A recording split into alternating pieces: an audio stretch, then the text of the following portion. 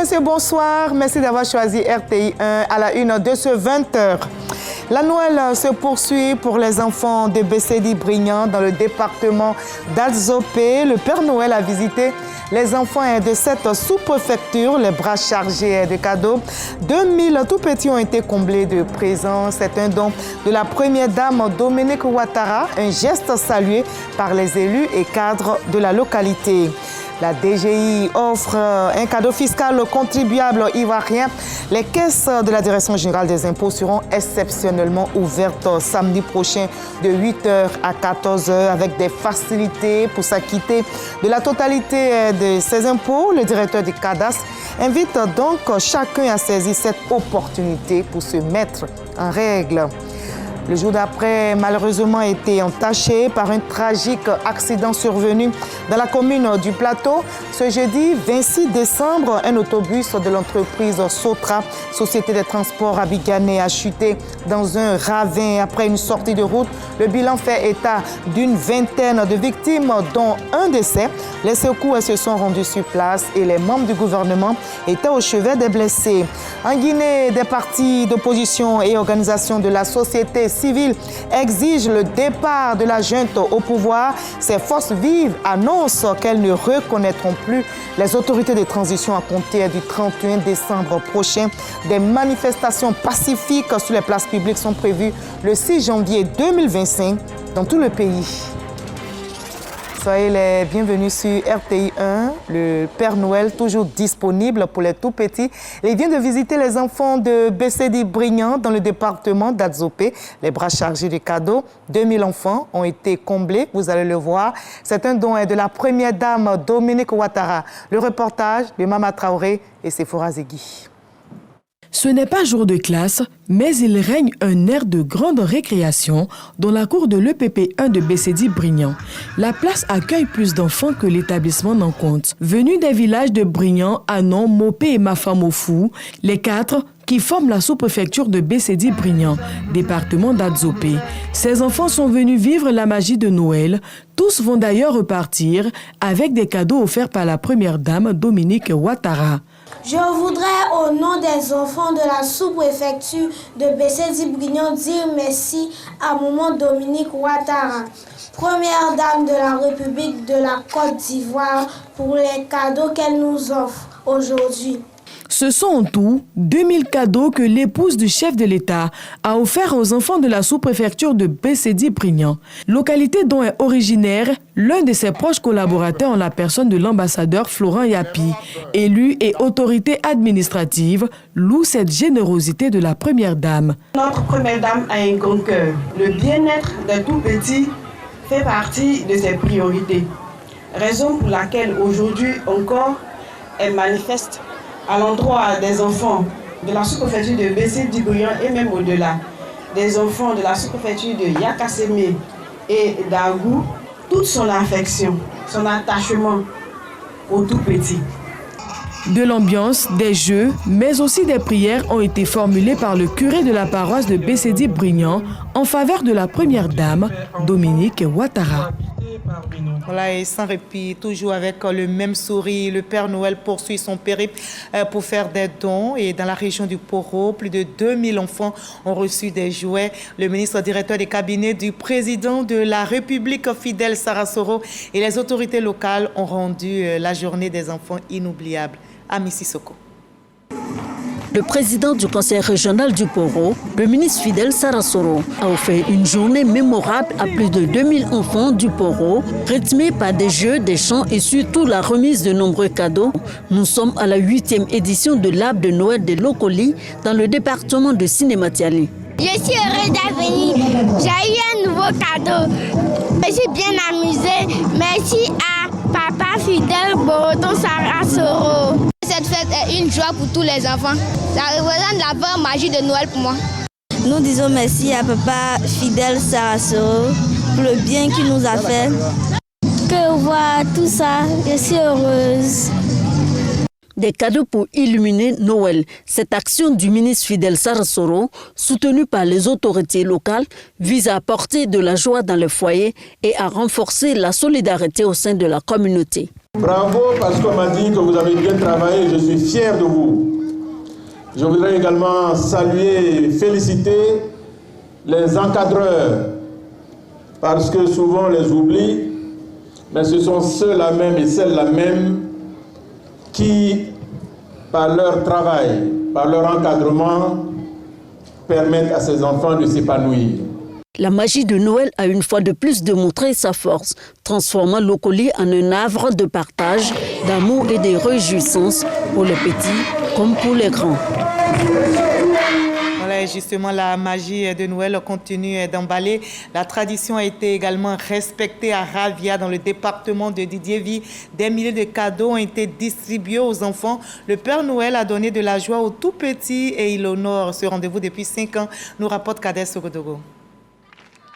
Ravia, des milliers d'enfants issus des 18 écoles de la sous-préfecture rassemblés pour vivre Noël et sa tradition, qui consiste à recevoir un cadeau. Patricia Aoussou Kwadjo, épouse du ministre d'État Jeannot Aoussou Kwadjo, fils du terroir, est cette année encore venue les bras chargés. Ravia vit ainsi la magie de Noël. Merci donc à la marraine de toujours penser à l'école. Nous devons chaque année penser à nos enfants, penser à leur avenir, à leurs conditions de vie. Oui, nous devons leur inculquer le savoir-faire, le savoir-faire et le savoir-être. La donatrice insiste sur l'éducation des enfants partout où qu'ils soient. Il y va du développement des communautés. Noël est devenu une fête internationale parce qu'à travers Noël, c'est un message de partage et de charité. C'est pour cela qu'il faut penser aux plus pauvres, aux plus démunis, parce que le Christ, même en venant sur la terre, est venu vraiment dans des conditions de pauvreté. Et c'est ça le message de Noël. Et je voudrais m'adresser particulièrement aux enfants. Voilà, il faut beaucoup écouter les parents, écouter les enseignants, parce qu'il faut que vous deveniez des grands cadres. Bonheur, joie, chants et danses. Le Père Noël n'a pas oublié Ravia. À Arad, dans la région de Moronou, les enfants étaient aussi à l'honneur. Une messe a été dite à leur intention à la paroisse Saint-Antoine de Padoue et de Crébé. C'est une initiative de la Fondation Cœur uni d'amour de Jésus de Marie. C'est une organisation qui œuvre pour le bien-être des enfants et des couches défavorisées. Herman Niamien. Une messe à la paroisse Saint-Antoine de Padoue de Crébé. L'assemblée du jour, essentiellement composée d'enfants de 3 à 15 ans, a géré pour la circonstance la chorale et la lecture liturgique avec brio. C'est une messe spéciale organisée à l'intention des enfants à l'occasion de la célébration de la fête de Noël. C'est la joie qui anime ces enfants. C'est leur manière, eux, d'accueillir l'enfant Dieu qui vient habiter avec nous. À travers cette Eucharistie, ils ont reçu la grâce de cet enfant Dieu qui vient habiter en eux, qui va les aider durant leur vie, leur cheminement, jusqu'à l'âge adulte, à devenir eux aussi des chrétiens. C'est pourquoi ça a été bien séant pour nous de faire organiser cette messe, de la dire avec nos tout-petits. C'est avec maestria que les enfants ont célébré cette Eucharistie. Ce moment de communion fraternelle a été initié par la Fondation Cœur uni d'amour de Jésus de Marie, une fondation qui œuvre pour le bien-être des enfants. À cette occasion, la présidente a profité pour offrir des présents aux tout-petits qui sont venus de Crébé et des 2 villages environnants. On a voulu partager vraiment l'amour de Jésus et de Marie, l'amour de Dieu en sorte avec ses enfants, leur apporter la joie de Noël, qui est même l'esprit de Noël. Noël c'est l'amour, Noël c'est la joie, et venir vers ces enfants-là. Pour leur prouver, comme je l'ai dit, que Dieu les aime. Poèmes, danses et autres activités ludiques étaient au menu de cette cérémonie. Une manière pour les enfants de dire merci à la Fondation Cœur uni d'amour de Jésus de Marie qui les a comblés de cadeaux. La paroisse Saint-Antoine de Padoue, qui a accueilli l'événement, a aussi exprimé sa gratitude à cette fondation qui permet aux enfants de passer de bonnes fêtes de Noël et de fin d'année.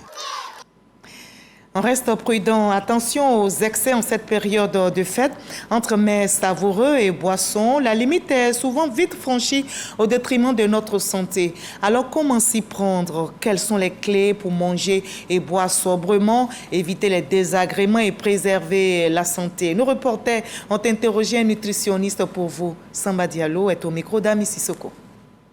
Les fêtes de fin d'année sont synonymes de moments conviviaux, de repas copieux et de boissons en abondance. Mais comment éviter les excès pour préserver sa santé? Samba Diallo, naturopathe et nutritionniste, partage des conseils. C'est vrai que c'est le mois de décembre et c'est le mois de plusieurs excès, malheureusement. Mais ce que je voudrais que la population retienne, la nourriture permet d'optimiser la santé ou de détériorer la santé. Donc il faudrait manger avec sagesse, avec beaucoup de retenue. Pour bien manger pendant les fêtes, il est essentiel de privilégier l'équilibre dans les plats. L'Africain va vouloir prendre un peu de tout. Il faut privilégier surtout les viandes blanches, c'est-à-dire le poulet, et le lapin, dindon et le poisson. Tout ça, il faut privilégier. La viande rouge, il faut manger avec modération. Ajouter beaucoup d'aliments, de légumes, crus ou cuits, parce que les légumes ont beaucoup de nutriments. Les légumes contiennent suffisamment de nutriments et suffisamment de fibres pour permettre une meilleure digestion. Si vous n'êtes pas ulcéreux, alors on vous recommandera de manger tout type de fruits. Mais si vous avez des reflux gastro-œsophagiens, il va falloir privilégier les fruits basiques tels que la papaye, pastèque, pommes, bananes douces, les banques bien mûres.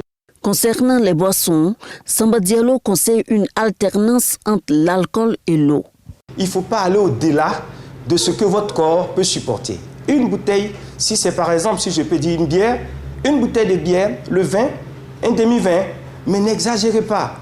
En buvant l'alcool, il faut aussi boire de l'eau pour ne pas être déshydraté. Le nutritionniste met en garde contre les mélanges alimentaires excessifs. Le diabète est élevé en Côte d'Ivoire, le niveau de l'hypertension est élevé. Ce n'est pas seulement lié au stress, mais c'est lié à la malbouffe, au mauvais agencement alimentaire. Cela engendre tous automatiquement des pathologies qu'on appelle d'encrassage. Le corps devient encrassé, le corps devient sale, le corps devient difficile à fonctionner. Donc, il y a des données qui commencent à monter. Le sang devient visqueux. Adopter une approche équilibrée permettra de profiter pleinement des célébrations tout en commençant la nouvelle année en bonne santé. Voilà, attention donc aux excès. La santé n'a pas de prix, il faut la préserver. C'est un cadeau fiscal offert aux contribuables ivoiriens par la DGI. Les caisses de la Direction générale des impôts seront exceptionnellement ouvertes samedi prochain de 8h à 14h avec des facilités pour s'acquitter de la totalité de ces impôts. Le directeur du cadastre invite donc chacun de nous à saisir cette opportunité pour se mettre en règle. Tanguy Soroabou. De l'ordre de 68 milliards de francs CFA il y a 10 ans, l'impôt foncier s'est envolé à plus de 200 milliards de francs CFA aujourd'hui et promet de s'accroître eu égard à son potentiel selon les responsables du cadastre. Une tendance que veut soutenir les autorités en faisant ce cadeau fiscal aux contribuables en cette fin d'année. L'impôt foncier se paye par 4 fractions. La première fraction, c'est au plus tard le 15 mars. La deuxième fraction au plus tard le 15 juin. La troisième fraction au plus tard le 15 septembre. Et la dernière, 15 décembre. Et si on voudrait appliquer rigoureusement les tests, tous ceux qui ne sont pas à jour aujourd'hui de l'impôt foncier sont en retard. D'où l'application des sanctions, telles que les intérêts de l'État et autres. Mais le directeur général a pris des mesures pour non seulement permettre à ceux qui sont en retard de le faire au-delà du 15 décembre, donc de le faire jusqu'au 31 décembre. Et également, il a pris la mesure d'accorder à ces derniers-là et à ceux qui ne sont pas à jour de bénéficier d'un abandon de pénalité. Mais encore faut-il se méfier des arnaqueurs qui ne sont jamais loin des centres d'impôt, d'où cet appel du directeur du cadastre. L'impôt se paye et lorsqu'il est payé, il fait l'objet d'un reçu. N'acceptez jamais de payer votre impôt foncier dans la cour de nos centres des impôts. Il faudrait les payer à la caisse et exiger un reçu. Alors que les recettes fiscales prévues pour l'année 2024 s'élèvent à un peu plus de 6 000 milliards de francs CFA, le taux de recouvrement à fin septembre représentait environ 52% de cet objectif annuel. Et toujours à ce propos, la Direction générale des impôts a publié un communiqué. Je vous en donne le contenu. Le directeur général des impôts informe l'ensemble des contribuables qu'afin de leur permettre d'acquitter les impôts et taxes dus avant la fin de l'année 2024, les recettes des impôts seront exceptionnellement ouvertes le samedi 28 décembre 2024 de 8h à 14h sur l'ensemble du territoire national. Le directeur général des impôts compte sur le civisme fiscal de tous. Hélas, le jour d'après Noël a été entaché par un tragique accident survenu dans la commune du Plateau. Un autobus de l'entreprise Sotra, Société des transports abidjanais, a fait une sortie de route et s'est retrouvé malheureusement dans un ravin. Le bilan fait état d'une vingtaine de victimes, dont un décès. Des membres du gouvernement se sont rendus au chevet des blessés. Julien Gogo, Jamagagi. Un bus de la Sotra, la Société des transports abidjanais, dans les profondeurs d'une fondation d'immeubles. Une chute spectaculaire de 15 mètres qui se termine dans ce trou béant creusé sur le chantier de l'ex-Sorbonne du Plateau. Bilan, un décès et une vingtaine de blessés. À notre arrivée à 13h, nos hommes sont mis en œuvre pour pouvoir procéder au dégagement des victimes. Le dégagement des victimes ainsi fait, nous avons procédé à leur conditionnement. Nous avons procédé à la médicalisation de ces victimes-là. Informés, les responsables du ministère des Transports viennent constater les dégâts. L'imprudence a encore fait des siennes. Je voudrais bien rappeler que nous sommes dans la phase où M. le ministre a déjà fait une déclaration pour inciter tous les conducteurs à la prudence. Nous allons également lancer cet appel à la prudence à nouveau. Aujourd'hui est un triste jour pour donc la Sotra qui enregistre donc un important accident. Les blessés ont été évacués dans le CHU, centre hospitalier universitaire de Cocody et de Trècheville. Les ministres Pierre Demba et Bruno Nabagné-Koné sont au chevet des accidentés. Le Premier ministre nous a mis en mission avec le ministre en charge de la Santé pour venir apporter le réconfort du gouvernement à l'ensemble des personnes touchées par cet accident. Oui, le bilan que nous avons fait à ce stade nous indique qu'il y a eu 26 victimes, dont un décès. Donc il y a 25 blessés que nous sommes en train de prendre en charge. Les pronostics vitaux ne sont pas engagés puisque la plupart des malades sont bien pris en charge et je pense que nous avons besoin de faire des examens supplémentaires. Après les CHU, les deux ministres se rendent sur les lieux du drame. Sur place, ils prennent toute la mesure de la situation. Le ministre de la Construction, du Logement et de l'Urbanisme promet des mesures de sécurité urgentes. Les autorités policières ont ouvert une enquête pour situer les responsabilités. Reportage réalisé pour vous par Julien Gogo et Serge Coléa. Et justement, le ministère des Transports vient de publier un communiqué. Il est lu pour vous par Jean Magagi. Ce jeudi 26 décembre 2024, à 11h35, s'est produit un incident de la voie publique avec son prolongement sur le chantier ouvert de l'ancien site de la Sorbonne au Plateau.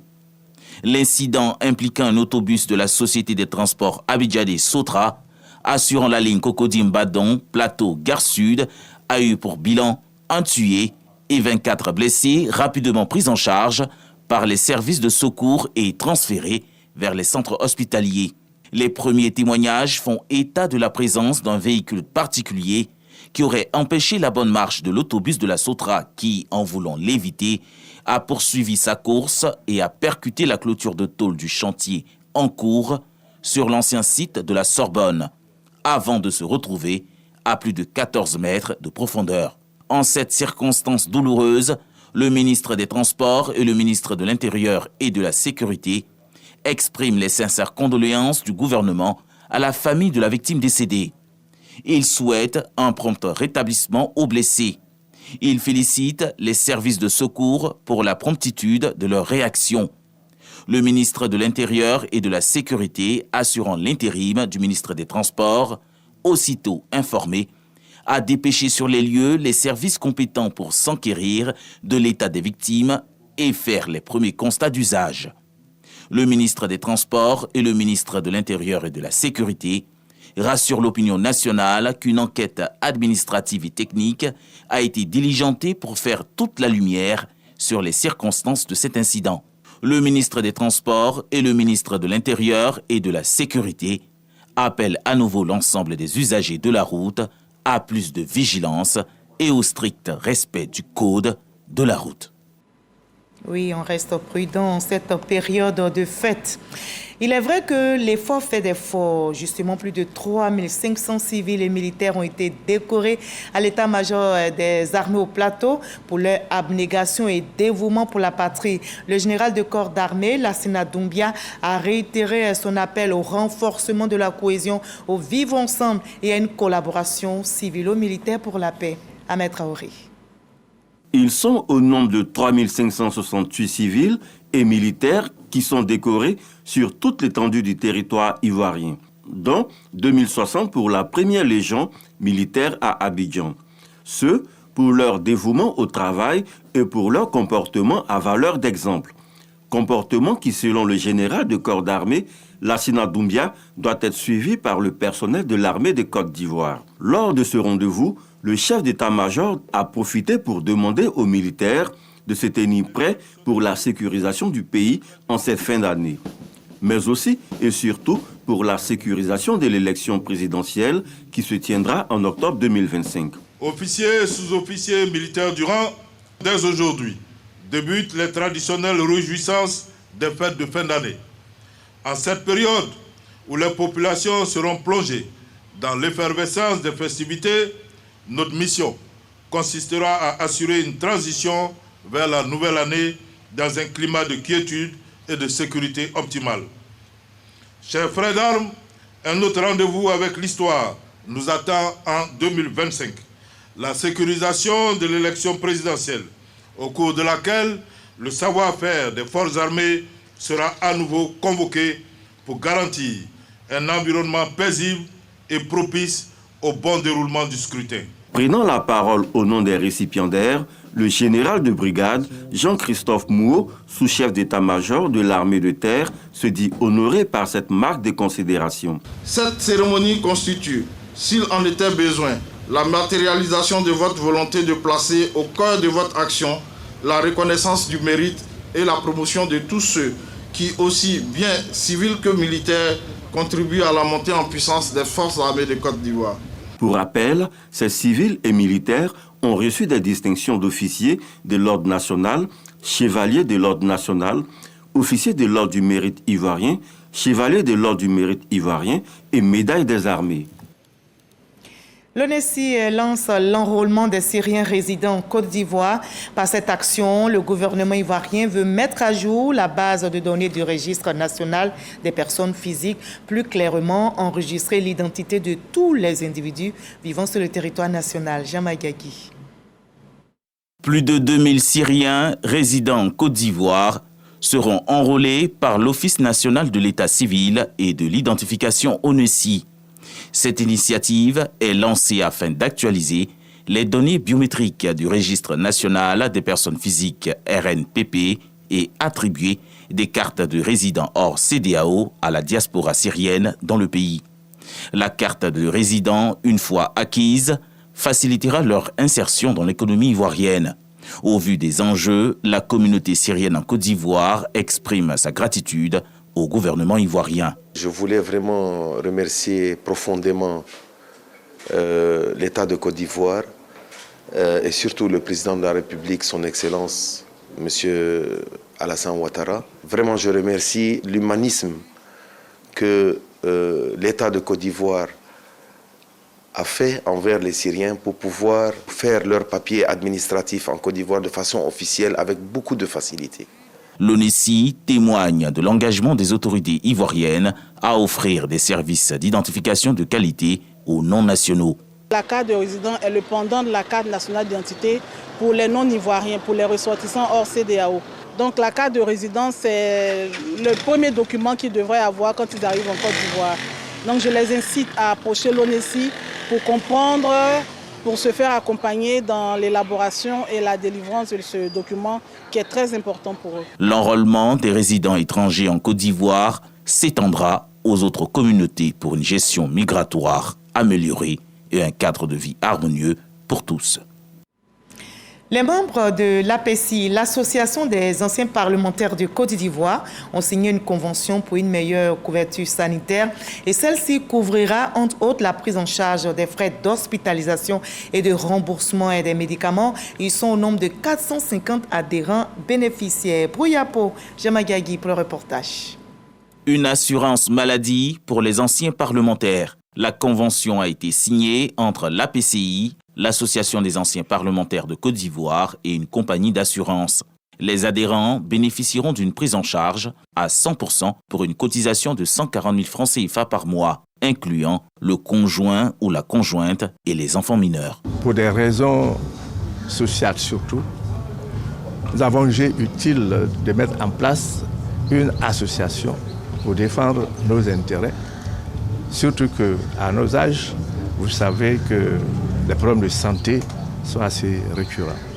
Il fallait donc qu'on s'entraide, et ceci en passant par, disons, une assurance. Aujourd'hui, c'est un jour spécial. Je profite de l'occasion pour féliciter tous nos parlementaires, députés comme sénateurs, qui ont bien voulu partager ce bonheur avec nous. Créée en 1992, l'APCI, l'Association des anciens parlementaires de Côte d'Ivoire, est la première du genre en Afrique de l'Ouest francophone. Elle prévoit une série de partenariats avec des banques pour l'attribution de crédits immobiliers aux membres. Une initiative qui contribuera à l'amélioration de leur cadre de vie. Sur le terrain politique, on évoque le RHDP. La ministre Mariatou Koné rencontre les enseignants du RHDP dans la capitale politique ivoirienne. Le but de la réunion, édifier les enseignants de l'union du RHDP du district autonome de Yamoussoukro sur la politique éducative pour bâtir une école de qualité, nous rapporte Sephora Ziki. Le rôle de l'enseignant militant du RHDP dans la construction d'une école de qualité.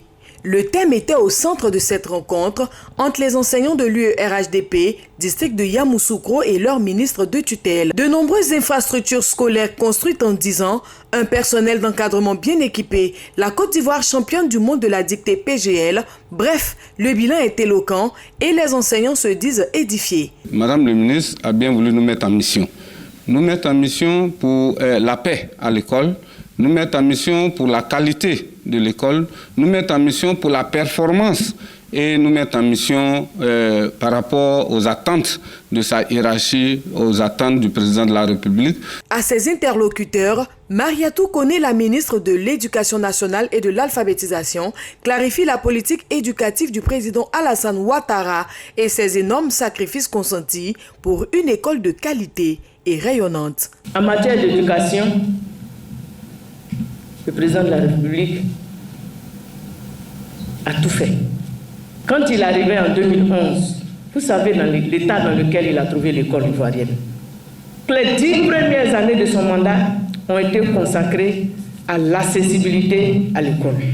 Et l'accessibilité, c'était de faire en sorte que soient construits des établissements sur l'ensemble du territoire. En 10 ans, cet objectif a été atteint grâce à Mme Kandia Kamisoko Kamara, mon aîné, mon prédécesseur à ce poste. Maintenant qu'il a atteint cet objectif, qu'est-ce qu'on veut? Améliorer la qualité. Passer maintenant aux questions de performance. Le cap est donc mis sur l'amélioration de l'offre éducative avec la contribution de l'ensemble des acteurs. À l'étranger, en Guinée, des partis d'opposition et organisations de la société civile exigent le départ de la junte au pouvoir. Ces forces vives annoncent qu'elles ne reconnaîtront plus les autorités de transition à compter du 31 décembre prochain. L'opposition invite l'ensemble des citoyens guinéens à se mobiliser pour la mise en place d'une transition civile. Des manifestations pacifiques sur les places publiques sont prévues le 6 janvier 2025 dans tout le pays. On va terminer par la France, où les arnaques financières sont désormais un phénomène massif selon l'autorité des marchés financiers. C'est un phénomène difficile à déceler, des arnaques de plus en plus sophistiquées qui représenteraient au moins 500 millions d'euros de préjudice global par an dans le pays. Et la proportion de personnes touchées par ces arnaques financières a triplé en 3 ans. Fin de ce 20h. Merci à vous tous de l'avoir suivi. On reste très prudent en cette période de fête et on continue de chérir la paix sans relâche.